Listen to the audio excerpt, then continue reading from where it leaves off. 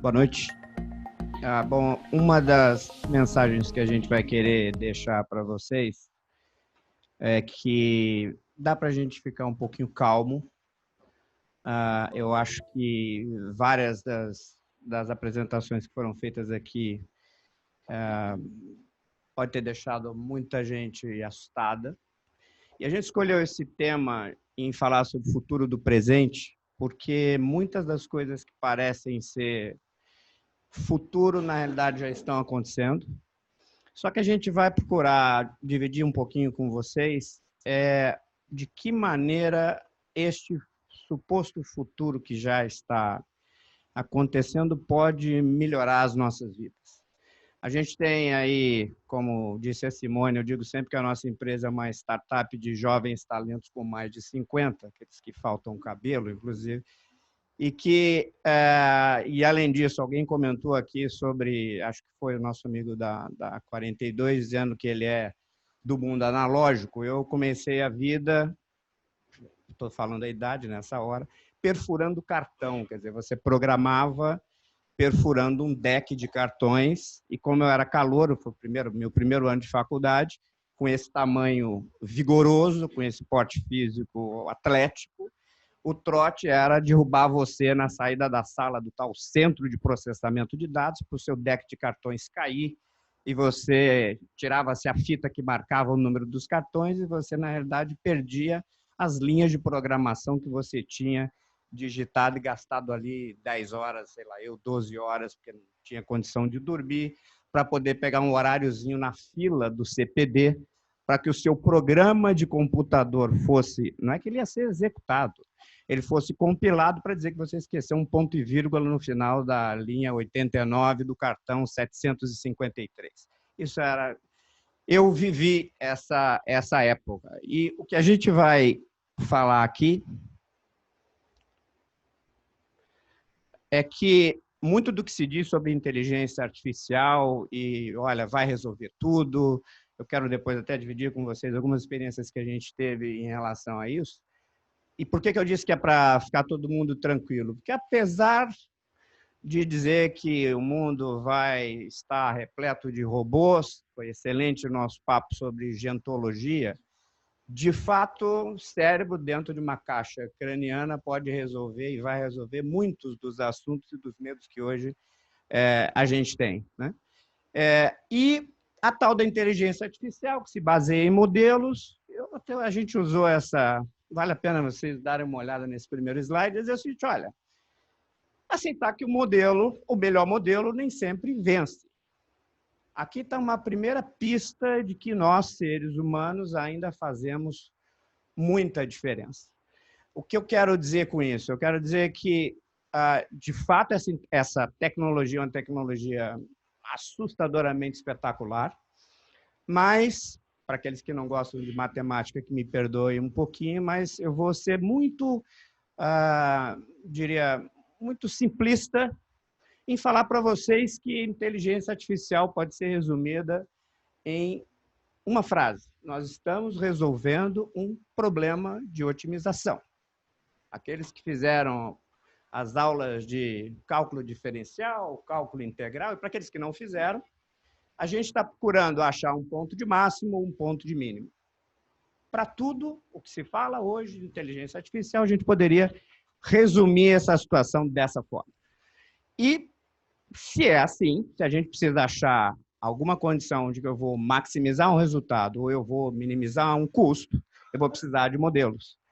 Nem sempre a gente vai acertar. Muitas das vezes a venezuelana ali, que é talvez a mais bonita em algumas opiniões, não ganhou o concurso de Miss Universo, porque nem sempre o melhor modelo é aquele que vai resolver a sua situação. O segundo ponto, de novo, a importância das pessoas é que se a gente acha que isso é uma caixa preta, né, pode saber do seguinte, caixa preta é problema. Então, você certamente vai ter problema se você não sabe qual é a pergunta que você está procurando responder. Com base nessa pergunta, aí sim você vai procurar os instrumentos, leiam-se, modelos, e com base nesses modelos chegar na sua resposta. E se você está olhando para uma caixa preta, ela vai virar um problema para você e esse problema vai te trazer descrédito. O que isto significa? Não deixemos para tal da inteligência artificial resolver todos os nossos problemas. A gente teve um exemplo aqui, nosso colega falando sobre automação de marketing. Realmente, aquele mapa do metrô de Londres, a situação é muito mais complexa do que a gente imagina, mas não deleguemos para a inteligência artificial, porque ela não funciona sem inteligência natural. Eu vou até repetir isso assim. Toda boa inteligência artificial precisa ter uma inteligência natural tomando conta dessa situação. A nossa empresa é uma startup que nem jamais chamo de startup, tem aí quase 10 anos. E qual é o principal problema que a gente enfrenta todos os dias naquelas organizações que nos contratam? Justamente você encontrar a inteligência natural do outro lado, disposta a colaborar com você e pilotar esse conjunto de supostos robôs que fazem os milagres dessa nossa nova era. Não é bem assim. Agora, esse é o ponto, talvez o mais complicado em conhecermos esse novo ecossistema de tecnologias e de situações e soluções mirabolantes. Tem ali uma figura chamada ser humano que precisa se sentir no controle.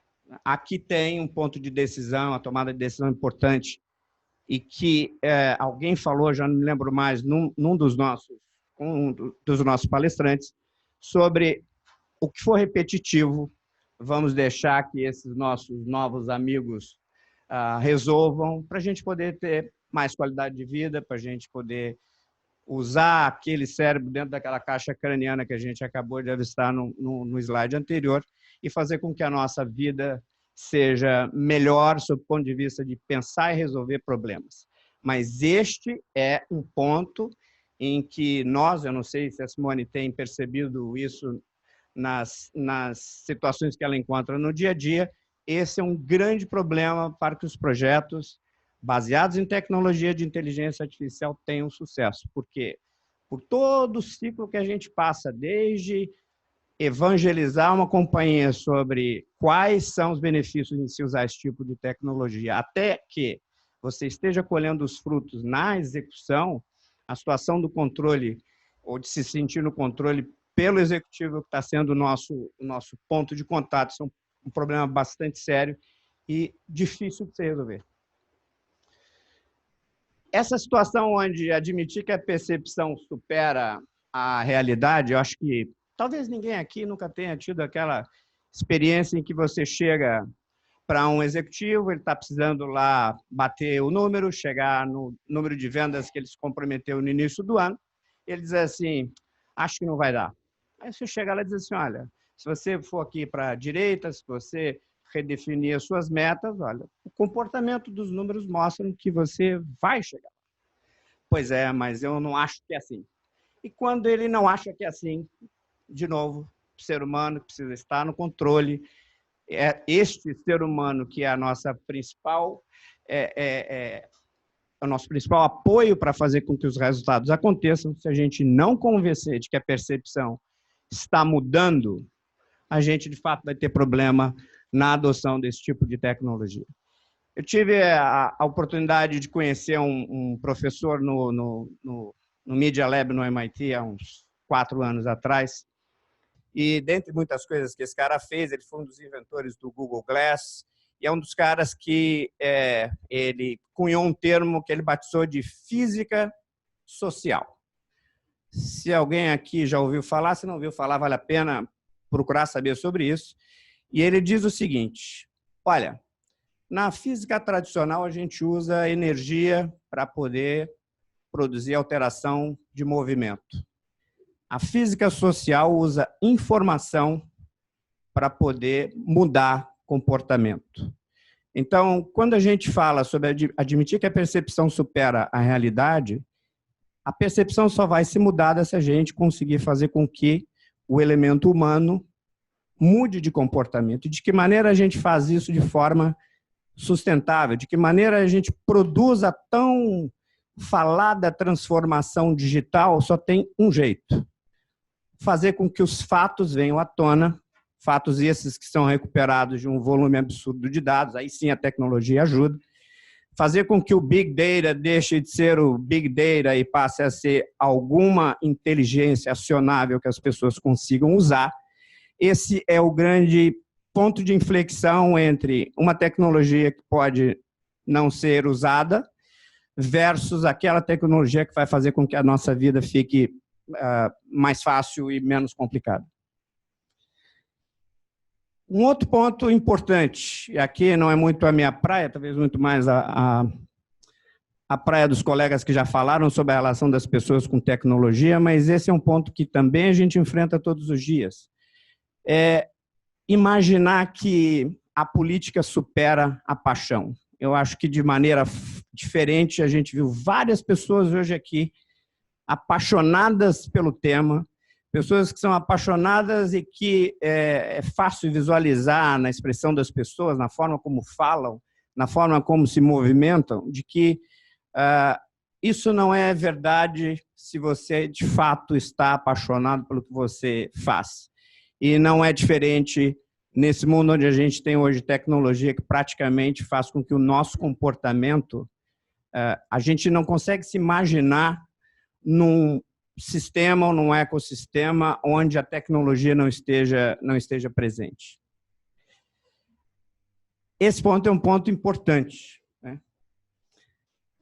Eu não sei se alguém aqui já passou por alguma crise de estar dialogando com um interlocutor com aquela arrogância intelectual. Quer dizer, as pessoas acho que não deveriam assistir um pouco mais às palestras que esse senhor aqui vem fazendo pelo Brasil e entender que o mundo, de fato, está ficando cada vez mais vertical e não só muito vertical, mas muito especializado. E essa especialização hoje, ela só é adquirida com a mistura de conhecimento teórico com a aplicabilidade das coisas. E aplicabilidade, experiência, não se constrói no mundo digital. Então, a gente tem que voltar um pouquinho os olhos para os famosos especialistas que ficaram durante muito tempo esquecidos, ficaram desvalorizados, o conhecimento passou a ser muitas das vezes desprezado. E aí eu posso dizer da experiência própria, pessoal e profissional, de que a gente trabalha com essa tal de inteligência artificial há pelo menos 10 anos. Nada disso funciona se você não tiver um bom especialista apoiando aquilo que você está fazendo. Também tem o problema dos especialistas digitais, né? Muitas das vezes eles podem resolver problemas que os humanos não resolvem. Essa foto é de uma situação de uma falha de um controle de tráfego ferroviário, era um controle manual, e isso de fato aconteceu porque você não tinha, à época, um especialista digital para poder evitar que esse tipo de acidente pudesse ocorrer. Um outro ponto importante, alguém comentou aqui sobre a relação entre as pessoas, o aprendizado das pessoas e o veículo que você vai utilizar para levar conhecimento para aquelas pessoas que estão precisando desse conhecimento para poder desempenhar as suas funções, né? Então, eu não sei se vocês já tiveram experiência hoje no mundo corporativo.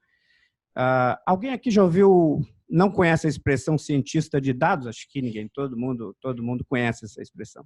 Alguém saberia me definir o que é um cientista de dados? Simone, você saberia me dizer como é que seria um job description de um... Pois é qualquer coisa, né? Todo mundo hoje é data scientist. Só que, minha gente, se você não consegue levar uma mensagem para o seu interlocutor, para o seu colaborador, para aquele que vai participar do seu time e que vai precisar executar alguma coisa, de que vale a tal da inteligência artificial? Nada, está faltando inteligência natural. E essa inteligência natural esses tais implementadores de inteligência artificial precisam entender que eles precisam evangelizar as pessoas, que eles precisam levar essa mensagem para que as pessoas possam saber qual é o real objetivo e a real aplicabilidade daquilo que está sendo feito. Senão, a gente vai, como naquele segundo mandamento, cair no descrédito.